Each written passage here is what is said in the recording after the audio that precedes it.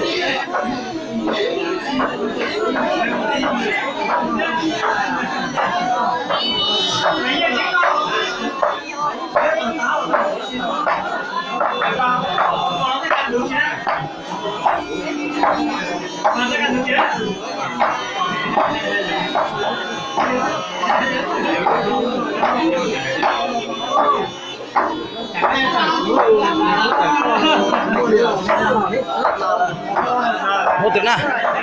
Ok à, đó nào. Tiếng à. Mình nhon được hấu lò hả? Chạy ở phố sư. Quên còn té không? Té hồ, lót chỉ chọc phố hồ. Ủa còn té à? Quên ở trong cái mắt tròn này nó liền. Có một quay người ra béo à? Quay kia hầu nè, rồi mà cháu quấy lử lối.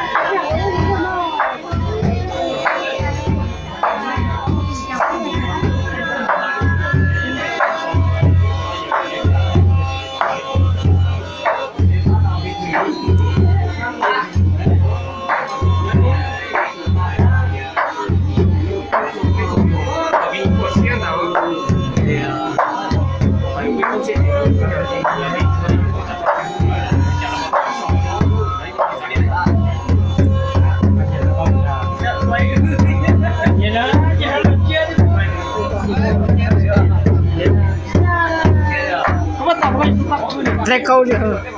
Rồi giờ tới chỉ lê này. Ô, có 53 tiền đó này giờ. Có ảnh chưa cũng nát cao rồi, giờ lò rồi. Cũng cầm nề thôi mà tới 53 thôi. Đấy cờ, chúng cho sai à? Mua hả? Lúc đó giờ là sao còn mấy chi đấy nó lâu nhìn lại hơn rồi đấy.